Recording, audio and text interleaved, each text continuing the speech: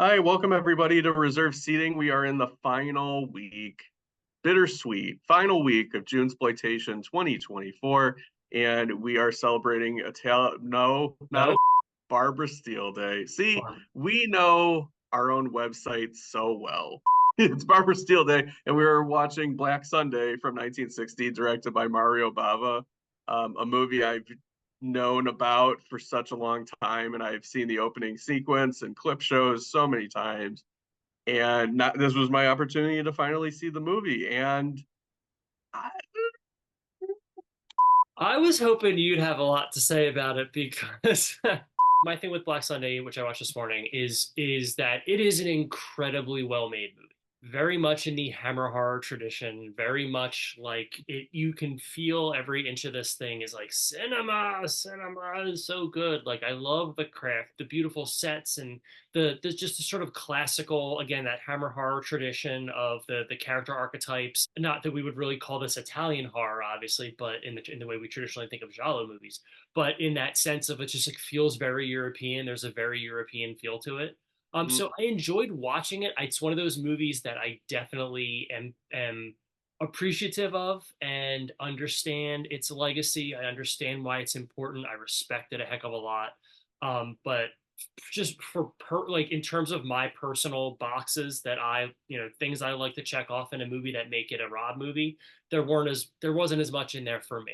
I feel better saying that I didn't really care for Black Sunday too much because it's not me coming from a place of just like, oh, I'm just not a Mario Bava guy. Right. Because I've seen like Black Sabbath, his anthology from three Mm-hmm. years later in the 60s, I think is tremendous. It's one of my favorite anthologies, and it does a lot of what Black Sunday does so well in terms of setting mood and atmosphere. And in Black Sunday, the black and white photography is just unbelievably captivating to watch.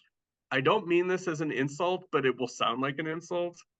This is the type of movie that you put on mute during like a horror party, or like if you're in a horror store, you have it on mute and you have it in the background and it seems like the greatest movie ever made. Right. But then I don't know if just it's because I watched the English dub version on Amazon As did I. Prime.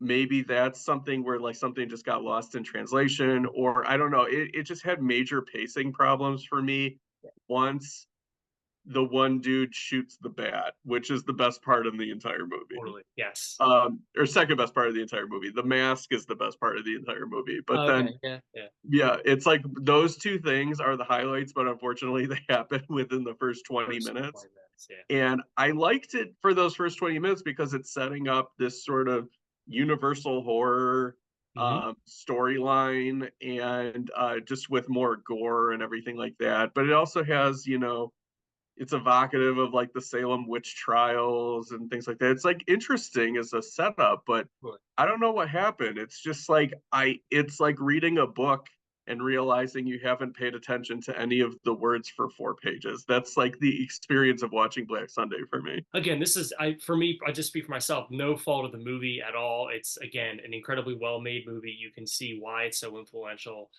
Again, very similar to my thoughts on Superfly from last week, which is just like I totally appreciate this movie. I totally understand why it has the legacy that it has. Obviously, Baba goes on to make a bunch of movies that I really like, and um, it's just one of those things where it's like it wasn't the right time and place for me to see this for the first time. I wish I would have saw the Italian version. That's a drawback. So I guess Yeah. if you're coming to this for the first time and you're a horror fan and this is like a movie that's kind of on your checklist of things to seek out for the first time, I would definitely go the extra mile and not take the easy way out and watch it on Amazon Prime. It's the type of movie that I would much rather read a Yes. horror essay about than watch I again. it's also hard because you can tell obviously it's shot like an Italian film where some actors are speaking one language clearly, some actors are speaking another language. So I don't necessarily know that a complete Italian dub would do the trick um, Yeah, that's a good point. in the same way, but it definitely took away from what could have been a really evocative experience. I also watched it at 5:30 in the morning on my laptop, so maybe that takes away from it too. I watched it at the tail end of a workday, so that could take away from it Yeah. also. The question of the day, I guess, is what did you think of Barbara Steele? Because it is, Should it's probably her talk day. about Barbara Steele. I've seen her in very few movies, actually, like The Pit and the Pendulum, the Vincent Price Hmm. version.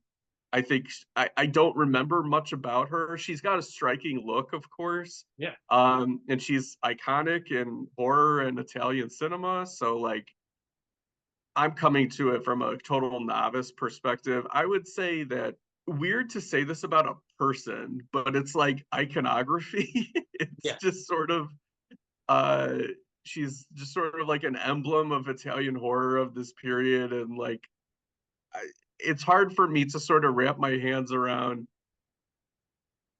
who Barbara Steele is as a performer. Mm. It just feels like I'm watching just iconography like in italics with quotation marks. It's She's playing a strange. very specific kind, like a very big, very arch role in this. So there's Yeah. not a lot of room for nuance. If you're watching this and you're shaking your fist frustrated at me in particular, You should. leave a comment and let me know like what's a really good Barbara Steele movie that kind of like shows off her talent. I'd be curious to watch it. And I'm not saying anything against her. It's just this maybe was the performance where I could only appreciate the presence of her look and her acting style, her nonverbal kind of acting style, where I kind of want a better idea of who she is as an actor. So we talked about Hunchback of the Morgue, Hmm. Razorback, Hmm. Superfly, and Hmm. Black Sunday. How would you rank them from your favorite to least favorite for the month? I'll go bottom to top. I'll go Hunchback. I'll go Superfly. I'll go um, Black Sunday, and then I'm pointing up. There's a ceiling above me. Yeah, look up. You see the little cloud there to the Yeah, left of the cloud. there's Yeah. a ladder. Well, And that's where Razorback is for me. That's oh, my, I you see see it? it. Okay, good. I see it. I would go Hunchback of the Morgue, number 4. Number 3 would be Black Sunday. Take that back. Black Sunday would be number 4. Okay. Hunchback of the Morgue would be number 3. Okay. Number 2 would be